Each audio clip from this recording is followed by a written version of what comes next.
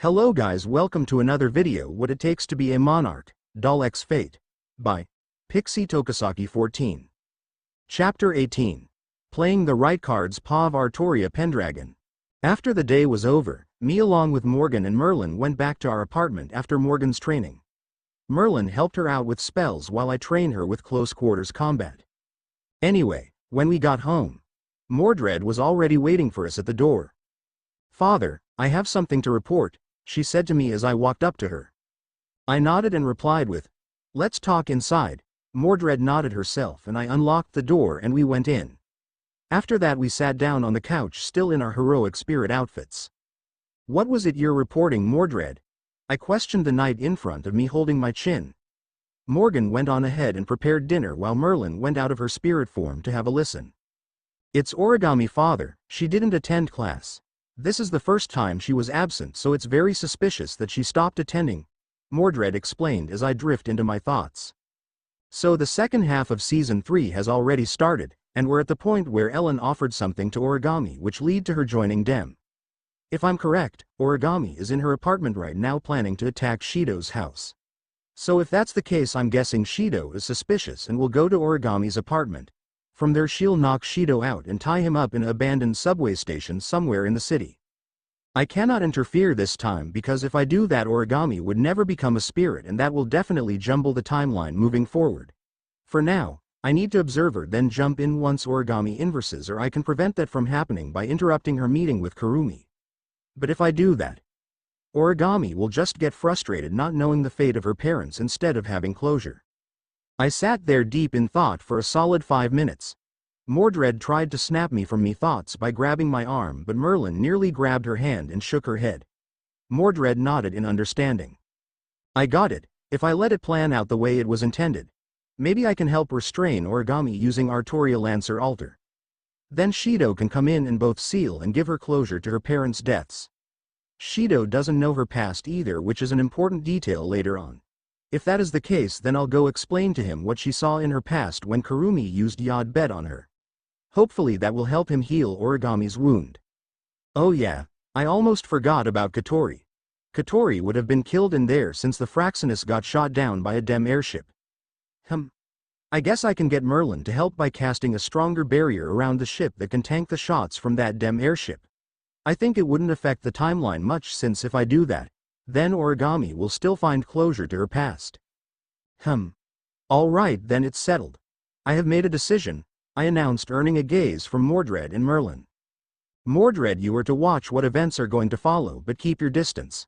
I know you're worried about Origami, but trust me, she is going to be fine.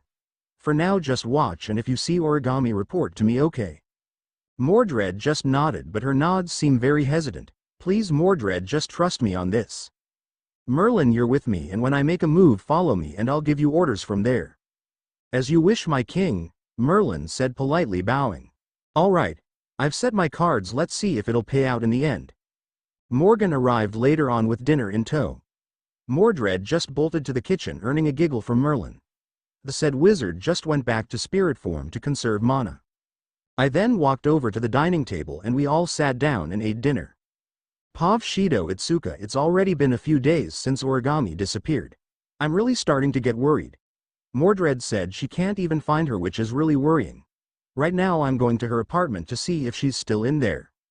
I walked up to her apartment and knocked on the door. "Origami.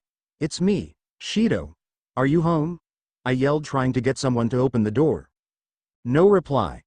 I reached for the doorknob and twisted my hand. To my surprise it actually worked and I pushed the door open.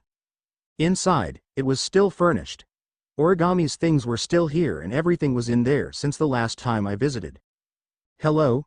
Anyone home?" I tried to get anyone to reply to me, but nothing responded. Just then, I heard some shuffling behind me, and before I knew it I was hit in the back of the head and saw everything turn black. "Pav Miku Izayoi. Today I came over to visit darling." When I arrived, Katori answered the door. She had a very worried expression, so I questioned her on what happened. "Shido isn't here, he's been gone since yesterday. I'm getting really worried," she explained. "I see. Where's Yoshino and Natsumi?" I asked her to try and change the subject. "They left earlier to find Shido," Kagaya answered.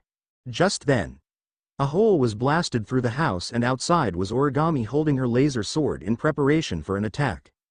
Origami. What are you doing? I heard Toka yelled as she summoned Sandalphon in preparation for an attack from Origami. Origami said nothing and stared down Toka.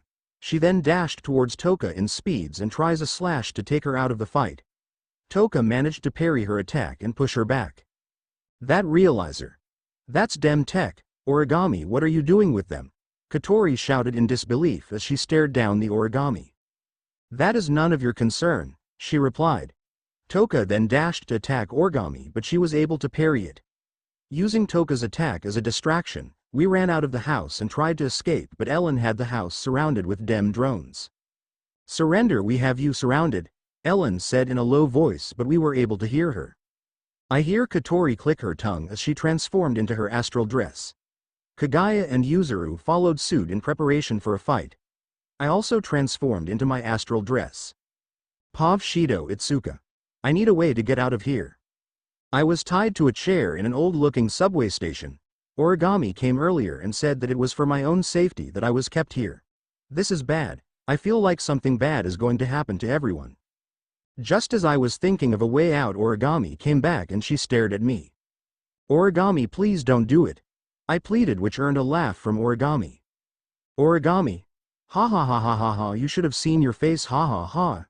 Origami laughed as a bright green glow surrounded her body. When it died down, it revealed the familiar sight of Natsumi.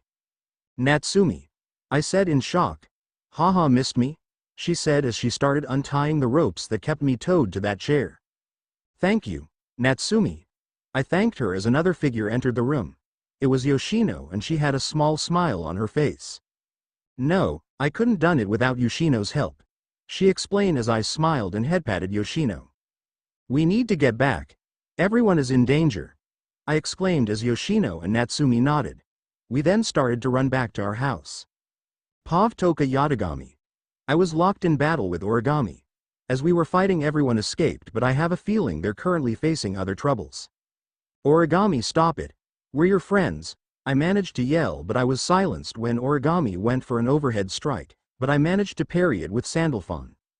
She replied with nothing as she went for another strike to my abdomen. I managed to deflect it and sent a punch to her stomach. When she staggered due to the pain of getting punched, I kicked her side, which sent her flying. She then regained her composure and went on another offensive. She sent a barrage of slashes towards my direction. I managed to block, parry and dodge my way through her slashes and saw her getting physically tired. When she slowed down, I saw an opening and punched her side, followed by a kick to her stomach. She was sent flying into a wall which collapsed on her. She then tried to get up, but received a call. Origami, pull back, the other spirits are overwhelming us. She was hesitant but chose the wisest decision to run. Her realizer was severely damaged, so the thrusters that help her to fly was destroyed in the fight. I breathed a sigh of relief as I saw surviving dem drones fly away. After a few minutes, everyone came back along with Shido, Yoshino and Natsumi. What happened? Shido asked as Katori went and explained. Origami and dem attacked. We managed to send them into a retreat. Katori explained briefly about the events that had just transpired. I see. Why would Origami do that? Shido asked in disappointment, and Katori replied with, I have idea. But right now let's stay in the Fraxinus. I doubt this is their only attempt, Katori said as we all nodded. After that we gathered our things and we were teleported to the Fraxinus to hide from dem for now. Pav Origami Tobichi. As I ran through the forest, I was stopped by something, or rather, someone. It looked like a girl and I couldn't see her face because she had a glitchy appearance. Who are you? I asked, getting ready to fight in case she turns hostile. Do you want power? She just said, which confused me. What? I replied. Do you want power? She repeated her question. I then stood there and thought about it for a second. If this is how spirits were made, then I need to accept this deal. Then I'll have a chance to go try and kill the spirit that killed my parents. I then faced towards her with my decision made. Yes, I want power to eliminate the spirit that killed my parents, I said firmly. She then brought up something and opened her palm. On it was a white gemstone. I then felt compelled to touch it, so I crept my hand closer to it. When my hand touched the surface of the gem, Said gem started floating and moved towards me. It then buried itself inside my chest and it hurt a lot. When I opened my eyes after the pain, the person was gone and I noticed I was in a white astral dress that looked like an actual angel. I was then filled with the knowledge on how to use my angel and I started to float above the trees. Then I was filled with one important information. Nightmare has a bullet that can send people back in time. I need to find her, I said to myself, and I started flying towards the city to find said spirit. Pav Artoria Pendragon. I was on the couch reading a book.